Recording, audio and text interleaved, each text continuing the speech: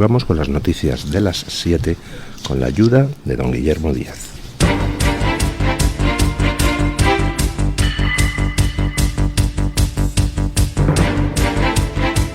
Luis del Pino es Radio Libertad. Hola, muy buenos días y cordial saludo para todos. Comenzamos con la información de este viernes 8 de noviembre, comentando que se cumplen 10 días tras la tragedia ocasionada por el paso de la Dana en el sudeste de España el pasado 29 de octubre. Todavía se sigue tratando de identificar cuáles fueron los errores cometidos por las administraciones en todos sus niveles el día de la tragedia. Hoy se conoce que la riada que arrasó al municipio de Paiporta por el desbordamiento de la Rambla del Pollo se produjo antes del correo electrónico enviado por la Conferencia Hidrográfica del Júcar a la Generalidad Valenciana a las 6:43 de la tarde, en el que advirtió que la crecida estaba siendo muy rápida en dicha zona. Incluso la alcaldesa de Paiporta, la socialista María Isabel Albalat, confirmó en declaraciones a Televisión Española que poco después de las 7 de la tarde llamó personalmente a la delegada del gobierno en la Comunidad Valenciana, Pilar Bernabé, para advertirle de que estaba viendo cómo se inundaba su pueblo. Yo lo que sí que le puedo confirmar es que fui yo personalmente a las 7 y muy pocos minutos que llamé a la delegada de gobierno para decirle que mi pueblo se estaba inundando, que mi pueblo no estaba preparado para eso y que iba a morir mucha gente. Que se estaba muriendo ya. ¿Se puso usted en contacto con la Generalitat Valenciana? No, porque tenía el contacto de la delegada de gobierno y la llamé y me dijo que sí, que ok, que le trasladaba.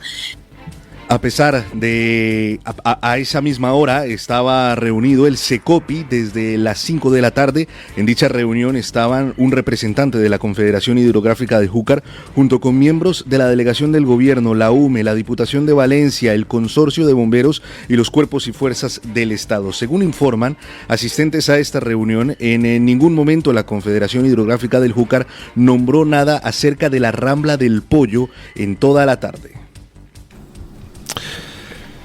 Bueno, pues vamos conociendo más detalles de quién hizo qué el día en que una riada provocó 300 muertos en Valencia.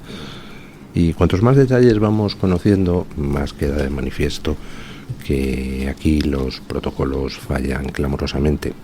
Pero que los protocolos fallen clamorosamente, es decir, que haya organismos que van a su bola y en cuanto terminan de medir cuánta lluvia ha caído, caso AEMET, o terminan de medir cuánto caudal está pasando por no sé dónde, caso Confederación Hidrográfica del Júcar, pues nadie había en la cadena, ni en la AEMET, ni en la Confederación Hidrográfica, ni en la Generalidad Valenciana, ni en la delegación del gobierno, ni en el Ministerio de Transición Resiliente Ultra Plus, etcétera, nadie había con sentido común para hacer un simple razonamiento.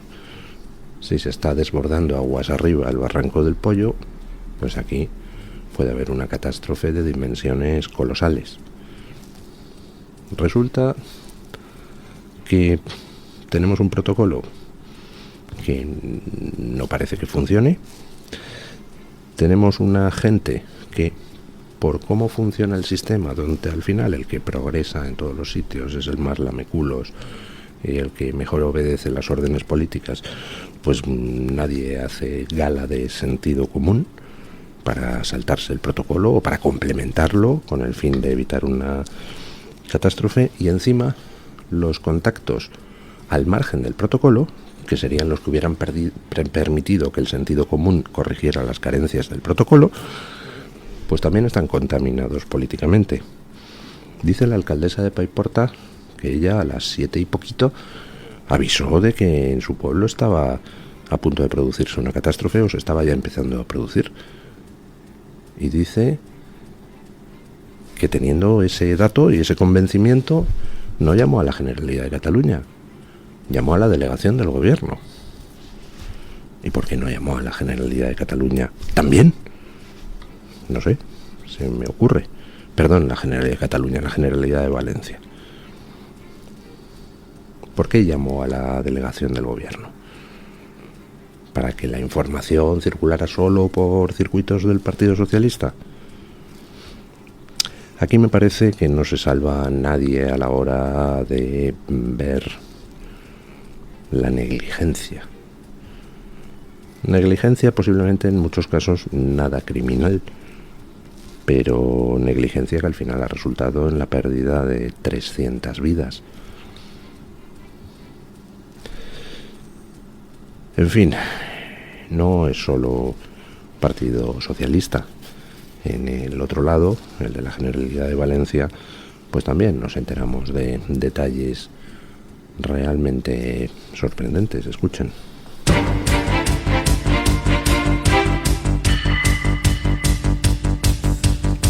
La consejera de Justicia e Interior de la Generalidad Valenciana, Salomé Pradas, supo de la posibilidad de enviar alertas a los móviles de los ciudadanos ante emergencias poco antes de activarla, la tarde del 29 de octubre por la DANA.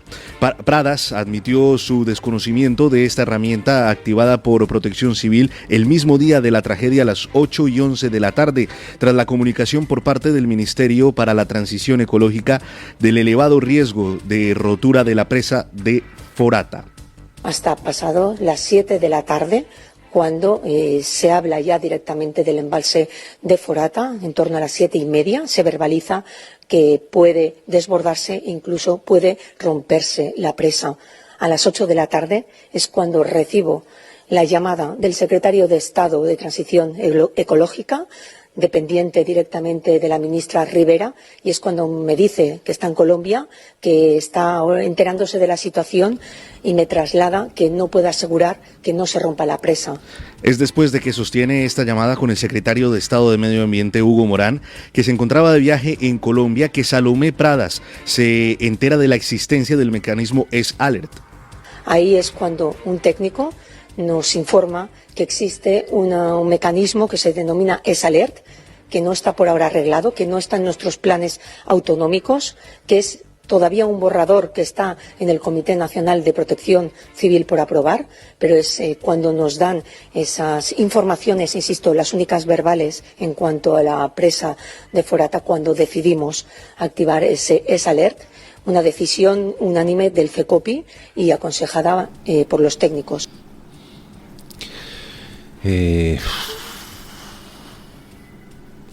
Pues no sé ni por dónde empezar a comentar esta noticia. Estamos hablando de que existe un mecanismo de envío de alertas por SMS. Ya saben ustedes que Ayuso hizo en su día uso de ese mecanismo. A mi juicio, y lo dije en aquel momento, de manera absolutamente innecesaria, porque estábamos ante una emergencia de un nivel infinitamente inferior al de la DANA. Pero el caso es que el mecanismo existía en la Comunidad de Madrid, y ahora resulta que en Valencia la consejera se enteró de que ese mecanismo existía el propio día de la catástrofe. O sea, ese mecanismo, que el día de la catástrofe sí que hubiera sido imperativo utilizar lo antes posible para decirle a la gente que se refugiara, resulta que la consejera no sabía que existía ese mecanismo. Y no sabía que existía en ese mecanismo no porque sea estúpida, es decir, no porque no se hubiera leído los protocolos, sino porque resulta que allí en Valencia ese mecanismo ni siquiera está puesto en marcha. Según declara la consejera, es un mecanismo pues que estaba ahí en borrador, en estudio, en proyecto. O sea que tenemos un Estado autonómico con un sistema de cojoalertas que existe en algunas autonomías, pero en otras no existe. Pues está muy bien. Que en algunas autonomías sí se puede usar, pero en otras está en borrador. Cuando Ayuso emitió en Madrid aquel SMS que nos dejó a todos estupefactos, porque parecía que llegaban los misiles atómicos chinos a arrasar España, ese día me llamó mucho la atención que Ayuso utilizara el SMS de alerta en Madrid, donde realmente la emergencia no fue tan terrible, y sin embargo, donde sí que fue más terrible, que es en Castilla-La Mancha, no se usó SMS aquel día. Y me preguntaba yo por qué, y nunca he logrado saberlo. Ahora, escuchando a la consejera valenciana,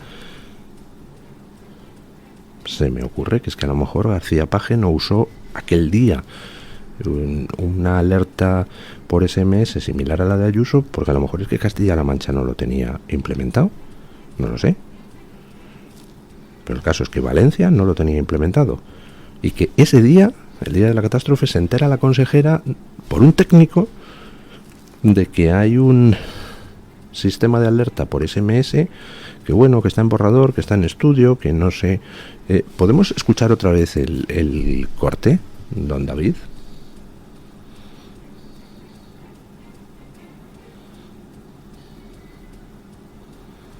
Ahí es cuando un técnico nos informa que existe un mecanismo que se denomina ESALERT, que no está por ahora arreglado, que no está en nuestros planes autonómicos, que es todavía un borrador que está en el Comité Nacional de Protección Civil por aprobar, pero es cuando nos dan esas informaciones, insisto, las únicas verbales en cuanto a la presa de Forata, cuando decidimos activar ese ESALERT, una decisión unánime del FECOPI y aconsejada por los técnicos.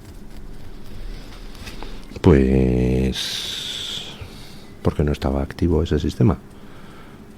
O sea, en Madrid se hay alerta activa por SMS pues desde hace ya un montón de tiempo, pero en Valencia no. ¿Quién es responsable de que no estuviera implementado eso oficialmente y que al final se utilizara de manera, digamos, extraoficial? No entiendo nada. Me gustaría que me lo aclararan. ¿El gobierno valenciano anterior de Chimo Puig no lo había puesto en marcha? ¿Quién tenía que autorizar que eso estuviera en marcha? El nuevo gobierno valenciano no se preocupó de ver si estaba en marcha o no estaba en marcha, porque me parece pues uno de los mecanismos fundamentales en un esquema de protección civil, aunque de todos modos tampoco tenemos que perder la cabeza. Las alarmas a la población se pueden hacer por muchas vías. Y la pregunta es, ¿por una vía o por otra? ¿Se podía haber ahorrado horas a la hora de advertir a la población de que buscara refugio? Pues parece que sí, porque la información fluía por distintos sitios. Que había habido unas lluvias absolutamente torrenciales. Estamos hablando de 600 litros por metro cuadrado. Fluía por distintos sitios la información de que los barrancos estaban desbordando. Y el caso es que ni con SMS ni sin SMS nadie fue capaz de poner un poco de sentido común a algo que es de mero sentido común. Si aguas arriba el barranco del Pollo se está desbordando, aquí se va a montar lo que no está en los escritos. Pues no sé, unos por otros, la casa sin barrer, pero me gustaría que me aclararan esto del sistema de SMS. ¿Estaba o no estaba en marcha? ¿Estaba o no estaba en los protocolos? Si no estaba en los protocolos, ¿por qué no estaba en los protocolos en Valencia, cuando sí está en los protocolos en otros sitios, parece? ¿O no está en los protocolos en ningún sitio? Y lo de Madrid, donde se usó aquel sistema de SMS de alerta, fue algo experimental, porque dice la consejera que en el Comité Nacional de Protección Civil está en estudio lo de ESALERT, ese sistema de alerta por SMS. ¿Quiere decir que todavía no se ha aprobado a nivel nacional su uso en las distintas autonomías? No sé, me gustaría que me aclararan cómo está el asunto, más que nada para saber qué mecanismos hay implementados de protección civil. Lo he comentado en estos micrófonos en los días pasados, desde que se produjo la catástrofe. Aquí ha habido fallos antes, durante y después. Durante, pues ya la pregunta fundamental es, ¿se hubiera podido hacer algo para alertar antes a la población? 1 hora antes, 2 horas antes, 40 minutos antes, yo qué sé. Cuanto antes se hubiera alertado, más gente habría salvado la vida. ¿Se hubiera podido hacer algo? Eso es lo que tenemos que ver en el durante. En el después ya estamos viendo que la reacción del gobierno y también en cierta medida de la Generalidad ha sido lamentable tras la catástrofe. Ahí la responsabilidad fundamental está en el gobierno, en Pedro Sánchez, que al final es el mando superior en este país. Esto no es una confederación, esto no es un estado federal, esto es un estado unitario donde hay competencias delegadas a las autonomías, pero la competencia final de todo es del presidente del gobierno. Pero es que hay negligencias antes de la catástrofe, y negligencias gravísimas, y negligencias además basadas en mera ideología, es decir, por el ecologismo progre, ese que pone por delante el planeta a los seres humanos, pues resulta que cosas que se podían haber hecho para evitar esta catástrofe no se hicieron. Escuchen.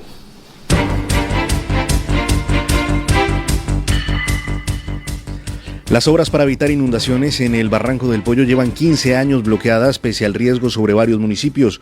Uno de los municipios más afectados por la catástrofe ocasionada por el paso de la Dana en Valencia ha sido Aldaya, debido a que el barranco de la Saleta atraviesa sus calles. Es decir, Aldaya y otras localidades arrasadas por la riada como Paiporta, Ribarroja o Torrent están en zonas con riesgo de inundación. La advertencia la hizo la Conferencia Hidrográfica del Júcar hace al menos 15 años, cuando comenzó a tramitarse el plan de adecuación ambiental y drenaje de la cuenca del Pollo vertiente a la Albufera.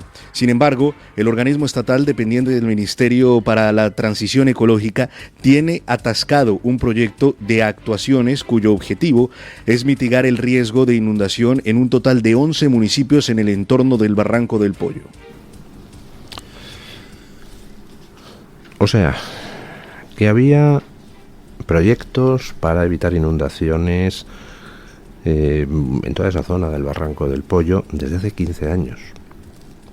Sabemos también que en 2004 Zapatero heredó un proyecto de creación de una presa, la presa de Cheste, que hubiera evitado esta catástrofe. Y sabemos que en 2005 ese proyecto fue abandonado dentro de lo que fue aquella reacción de Zapatero de cancelar todo lo relativo a obras hidráulicas en España, obras que hubieran permitido, con dinero de la Unión Europea, pues trasvasar agua de los sitios donde sobra a los sitios donde falta, obras que hubieran permitido llevar regadío a Aragón, a zonas de Aragón donde no existe, obras que hubieran permitido canalizar determinados tramos de ríos, establecer presas que permiten no solo controlar las riadas, sino además obtener energía eléctrica. Todo eso fue cancelado por Zapatero en el año 2005, hace 20 años. ¿Nos habríamos ahorrado estos 300 muertos si Zapatero no hubiera cancelado aquella presa de Cheste? Pero es que hay otras obras propuestas por la propia Confederación Hidrográfica del Júcar que hubieran permitido adecentar todo lo que rodea al Barranco del Pollo y hubieran aminorado, si no evitado, esta catástrofe a fecha de hoy. Y esas obras llevan 15 años bloqueadas por el gobierno valenciano anterior. Bueno, pues ¿qué quieren que les diga? Vamos a tener que analizar muchas cosas de antes, de durante y de después. Y vamos con una noticia de última hora que ha sucedido en Holanda. Noticia ciertamente siniestra, por lo que recuerda a épocas pasadas.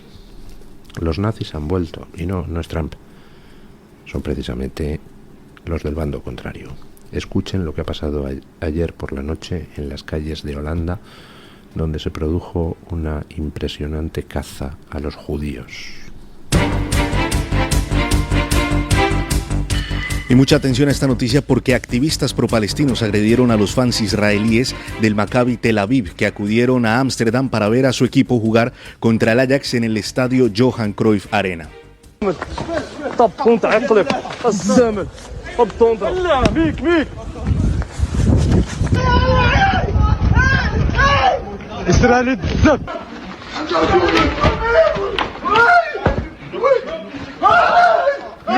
La brutal agresión se presentó una vez terminado el partido. Los ataques estaban relacionados con enfrentamientos entre jóvenes pro-palestinos y fans del club israelí. De hecho, la policía ha tratado de mantener alejados del estadio a aquellos que se manifestaban al grito de Palestina libre. Tras el brutal ataque, la oficina del primer ministro israelí Benjamín Netanyahu ha informado de que está al tanto de los detalles del grave incidente de violencia en Ámsterdam contra ciudadanos israelíes y ha ordenado el envío inmediato de 2 aviones de rescate para sacarles del país.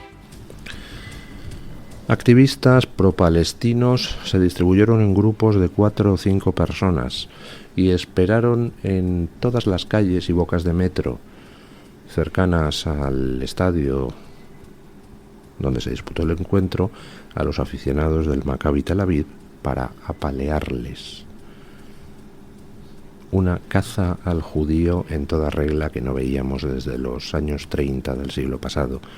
Europa ha vuelto al nazismo, y ha vuelto al nazismo de la mano de la izquierda europea, que es repugnante y antisemita, y que está dispuesta a aliarse con cualquier enemigo de Occidente, islamistas incluidos.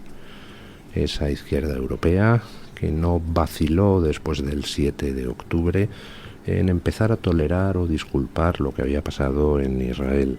Esa izquierda europea que ha estado financiando durante años a la Agencia de la ONU para los Refugiados en Oriente Medio, que no era otra cosa que una agencia de reclutamiento y de infraestructura terrorista de Hamás.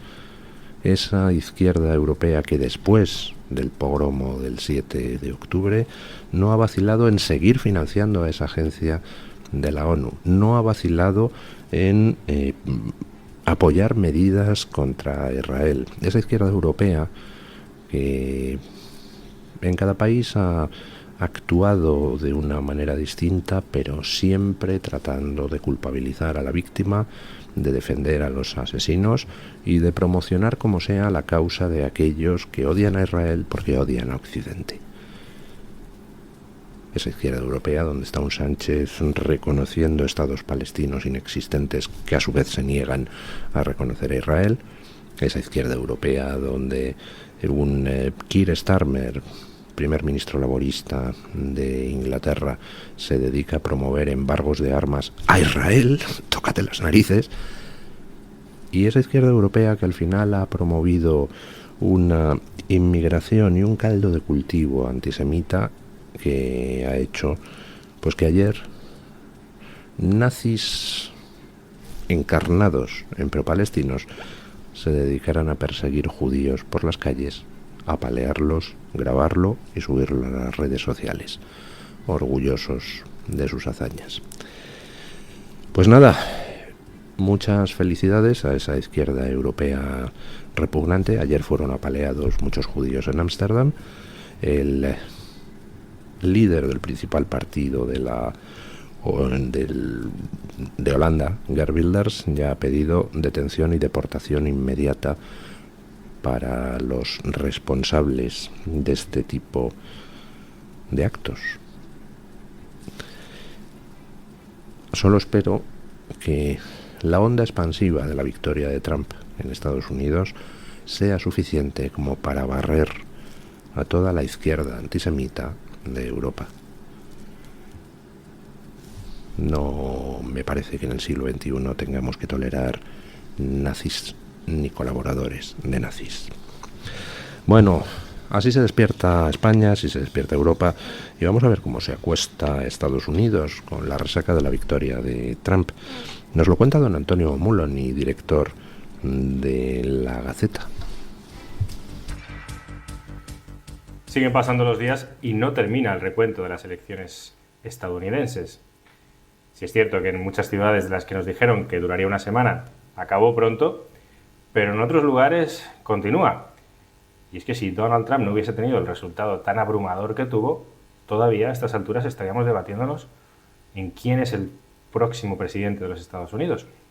También sigue el recuento para el Senado y para la Cámara de Representantes, y cada minuto que pasa, cada día que pasa, es más evidente la ventaja del Partido Republicano sobre el Demócrata en la Cámara Alta y sobre todo en la Cámara Baja, en el Senado. De eso se habla aquí, se habla del poder que va a tener Donald Trump en Washington, al menos durante los 2 próximos años, hasta las siguientes elecciones legislativas, porque además de la Casa Blanca, de la presidencia, va a tener a su favor el Senado y la Cámara de Representantes y la Corte Suprema, no lo olvidemos. Un poder como hacía mucho tiempo que no tenía un presidente estadounidense, y además sin el respaldo de un partido realmente. Tuvo el respaldo, por supuesto, tiene el respaldo del Partido Republicano, pero su alianza es más estratégica que otra cosa. El equipo del que se va a rodear no es de miembros del partido, estrictamente. Y se habla también de la desconexión total del Partido Demócrata con el votante estadounidense medio. Más allá de las ciudades que controla, de los puntos azules que se ven en el mapa, en el resto del país la opción predilecta es Donald Trump. Si uno mira un mapa por condados, el país entero es rojo. Hay algunos puntos azules que son ciudades muy pobladas y eso es lo que compensa un poco el apoyo, pero la mayoría de los estadounidenses se parece más a Trump, o mejor dicho, Trump se parece más a la mayoría de los estadounidenses que los demócratas, y lo están empezando a ver ahora. Parece que no, el demócrata medio, el votante más urbanita, no entiende qué ha pasado, en qué momento se ha hecho esa brecha. Y claro, lo que ocurre es que el demócrata medio, el votante, igual que el representante público demócrata promedio, habla de temas que no interesan a la gente corriente. De los mismos temas que habla la televisión, que hablan la mayoría de los medios tradicionales, que además son los que cuentan que Kamala Harris es era una opción ilusionante cuando no era el caso, que en 2020 todo fue normal cuando no fue el caso, o que Donald Trump, después de casi una década en la esfera pública, es un monstruo, es un xenófobo cuando, por ejemplo, deportó a menos gente que Barack Obama, o nos hablan de su color de piel en lugar de argumentos políticos. Y contra eso, y contra cuando llaman basura Biden o miembros del Partido Demócrata al votante de Trump, es decir, al americano medio de fuera de las ciudades, contra eso se han rebelado. Y el Partido Demócrata ahora, y es un tema recurrente y va a seguir siéndolo durante un tiempo, ahora empieza a plantearse junto a sus satélites mediáticos que han hecho mal. Muchísimas gracias, don Antonio Muloni.